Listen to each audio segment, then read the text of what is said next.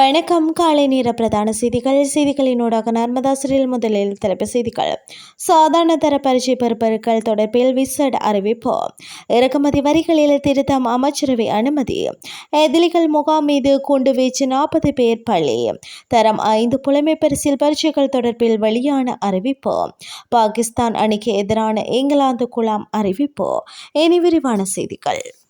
2023 ஆண்டுக்கான கல்வி பொதுத்தராதர சாதாரண தர பரீட்சை பெறுபவர்களை இந்த மாத இறுதிக்குள் வெளியிடுவதற்கு எதிர்பார்த்துள்ளதாக பரீட்சைகள் ஆணையாளர் நாயகம் அமித் ஜெயசுந்தர தெரிவித்துள்ளார். அத்துடன் கல்வி பொதுத்தராதர சாதாரண தர பரீட்சை பெறுபவர்களை ஆராயும் பணிகள் இறுதிக்கட்டத்தில் உள்ளதாகவும் பரீட்சைகள் ஆணையாளர் நாயகம் அமித் ஜெயசுந்தர தெரிவித்துள்ளார். பொருட்கள் இறக்குமதியின் போது விதிக்கப்படும் பல்வேறு வகையான வரிகளில் திருத்தம் மேற்கொள்வதற்கு அமைச்சரவை அனுமதி அளித்துள்ளது. இதற்கமைய சுங்க இறக்குமதி வரி, செஸ் வரி, சரக்கு மற்றும் சேவை வரி, துறைமுகம் மற்றும் விமான நிலைய மேம்பாடு வரி ஆகிய வரிகளில் திருத்தம் மேற்கொள்ளப்பட உள்ளது. உள்ளூர் கைத்தொழில் மற்றும் வர்த்தக துறையின் பங்குதாரர்களின் வேண்டுகோளுக்கு இணங்க இந்த வரிகள் திருத்தப்பட வேண்டும் என அடையாளம் காணப்பட்டுள்ளது. இதன்படி சிவப்பு சினி இறக்குமதி வரி மற்றும் உள்நாட்டு கைத்தொழில் வலுப்படுத்தும் வகையில் குறிப்பிட்ட சில மூலப்பொருட்களுக்கான இறக்குமதி வரியில் திருத்தம் மேற்கொள்ளப்பட உள்ளதாக தெரிவிக்கப்பட்டுள்ளது. 5ஆம் தர புலமை பரிசில் பரீட்சை எதிர்வரும் ஞாயிற்றுக்கிழமை நாடளாவிய ரீதியில் 2849 பரீட்சை நிலையங்களில் இடம்பெறவுள்ளது. அதன்படி குறித்த பரீட்சை அன்றைய தினம் காலை 9:30 முதல் பிற்பகல் 12:15 வரை இடம்பெறவுள்ளது.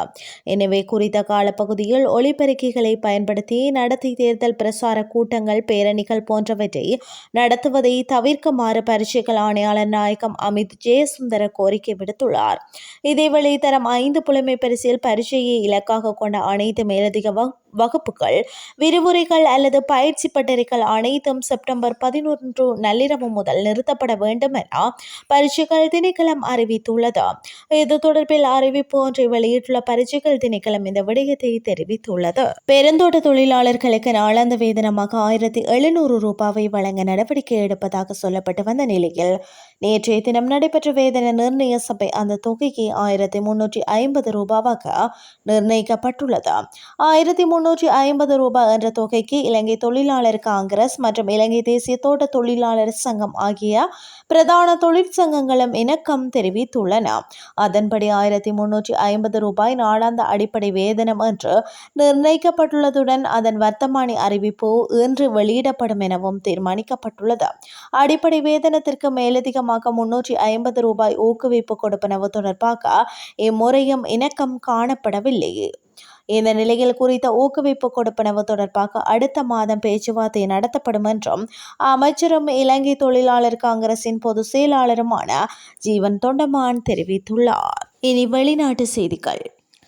காசாவின் முக்கிய தெற்கு நகரமான கான் யூனிஸ் பகுதியில் நேற்று அதிகாலை இஸ்ரேல் நடத்திய தாக்குதலில் 40 பேர் உயிரிழந்தனர். இந்த தாக்குதலில் மேலும் 60 பேர் காயமடைந்துள்ளனர். இது குறித்து கருத்து தெரிவித்த காசா பாதுகாப்பு படை அதிகாரி முகமது அல் முகைர், காயமடைந்தவர்கள் தீவிர சிகிச்சை அளிக்கப்படுகிறது. காணாமல் போன 15 பேரை மீட்பதற்காக எங்கள் குழுவினர் இன்னும் பணியாற்றி வருகின்றனர். 20 முதல் 40க்கும் மேற்பட்ட கூடாரங்கள் முற்றிலும் சேதமடைந்துள்ளது.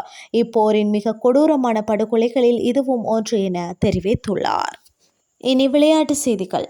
பாகிஸ்தான் அணிக்கு எதிரான கிரிக்கெட் தொடரில் பங்கேற்க உள்ள 17 பேர் கொண்ட இங்கிலாந்து குழாம் அறிவிக்கப்பட்டுள்ளது. இலங்கை அணிக்கு எதிரான டெஸ்ட் தொடரை தவறவிட்ட பின் ஸ்டோக்ஸ் என்ற தொடரில் இங்கிலாந்து குழாமில் இணைத்துக் கொள்ளப்பட்டுள்ளார். அதே நேரம் ஷாக் கிரேஃப்லி விலகியிருந்தமையால் இலங்கை அணிக்கு எதிரான டெஸ்ட் தொடரில் பங்கேற்க டேன் லோரன்ஸ் பாகிஸ்தான் அணிக்கு எதிரான குழாமில் இணைத்துக் கொள்ளப்படவில்லை. அத்துடன் உபாதை காரணமாக இலங்கை அணிக்கு எதிரான டெஸ்ட் தொடரை தவறவிட்ட ஷாக் கிரேஃப்லி தற்போது குணமடைந்து வருவதாக இங்கிலாந்து கிரிக்கெட் சபை தெரிவித்துள்ளது.